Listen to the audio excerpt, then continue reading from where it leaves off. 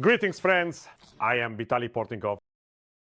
During a meeting with the Federal Chancellor of Germany, Trump-Merz, Donald Trump made a whole series of new statements related to the Russian-Ukrainian war and his own ability to bring this war to an end. Evidently, during yesterday's conversation with Russian President Putin, Trump once again realized that he has no real means to force the Russian president to cease fire at the front, and therefore the American leader has to maintain a confident appearance despite a losing game and his own incompetence. Trump now says that Russia and Ukraine remind him of small, innocent little children playing together in a park who are fighting each other. And just like in a game of hockey, they need to be given a few more minutes to fight before someone steps in, intervening to separate them. Why has Trump still not managed to get Putin to agree to a ceasefire on the Russian-Ukrainian front? Why does he remain completely unfazed by the fact that the Russian leader ignores his repeated proposals and doesn't even try to put pressure on Putin?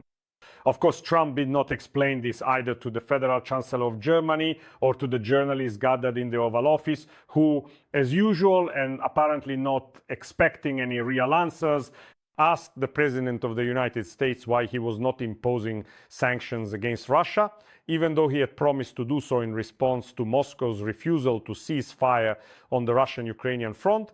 And Trump, who once again stated that he is against the killing of people, said that he would definitely do it if he saw that this was not coming to an end. And right now, he does not see that this is not ending and that he has a deadline in his mind and that he is even ready to impose sanctions against both countries if the war continues, although he still stands with Ukraine. All the more so since both countries have signed agreements on rare earth metals. By the way, this is the first time Trump has mentioned this agreement, which has already been practically forgotten in the United States and even in our country after it was ratified by the Ukrainian parliament. Well, what can be said here?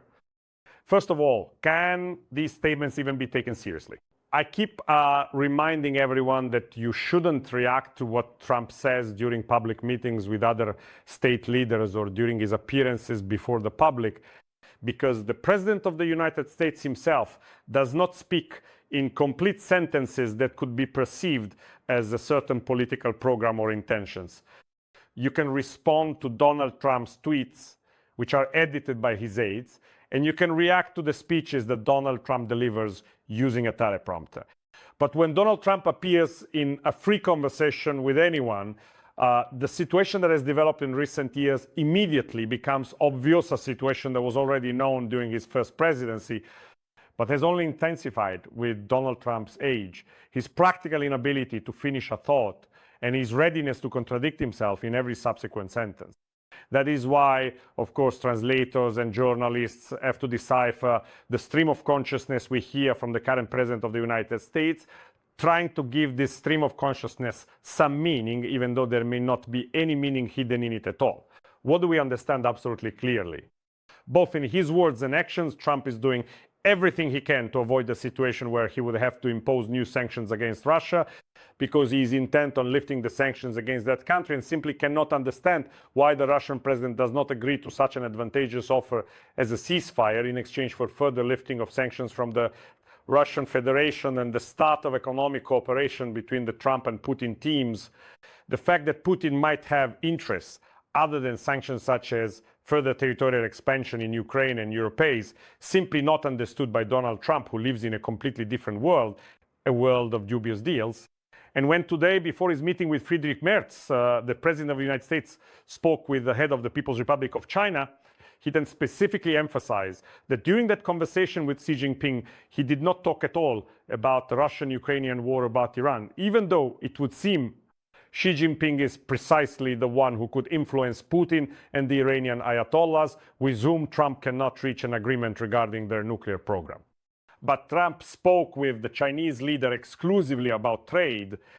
Real political issues, including those that threaten the national security of the United States itself, such as if Iran acquires nuclear weapons, simply do not interest the American president. And another important feature of all these conversations by Donald Trump is their immorality. an immorality that has been elevated to a cult in the new American politics. As we can see, Trump does not distinguish between the victim and the aggressor. He does not see that Ukraine is defending itself while Russia is attacking. He perceives the Ukrainian special operation not as a desperate act of resistance, an attempt to destroy those planes that are killing Ukrainian women and children, but simply as a further escalation of the war in this situation where, in his own opinion, Ukraine had no cards to play, and suddenly, to his surprise, they appeared. And of course, it seems to me that the most striking illustration of the American president's immorality in his statements today is the one that did not concern Ukraine, but rather his dialogue with Trump-Merz, who decided to remind the President of the United States with gratitude about the anniversary of the landing of American troops on the European continent, which ultimately put an end to the Second World War. And Trump could not find anything better to say to the German Federal Chancellor than, "Oh, it must have been tough for you back then." To this Merz, the leader of a democratic country whose people have gone through the process of denazification and have come to understand all the horrors of authoritarianism, told him that this feat of the American military ultimately led to the liberation of Germany from Nazism. I think that Merz is actually the first federal chancellor of Germany in history to whom the leader of one of the countries that participated in World War II, trying to stop Nazism and halt Hitler's Reich, is not talking about the shared liberation from authoritarian ideology, but instead about how the German army had a hard time because of the landing of American troops on the European continent. In other words, for Trump, this is not a struggle of democracy fighting for its survival against authoritarianism, but simply a war between two countries, one of which prevailed over the other. Well, and of course, it seems to me that this is not only a belittling of the heroism and the extraordinary courage of his own compatriots who died in World War II alongside British, Soviet, French, and Polish servicemen, but also a complete lack of understanding of how the history of humanity has developed over the past centuries. Thank you, friends. Stay on this channel, subscribe to it, follow me on my social networks and on my Patreon, Buy Me a Coffee and Donatella channels, which help support the development of these resources. Make use of the sponsorship feature right here on YouTube. To victory and peace, good luck.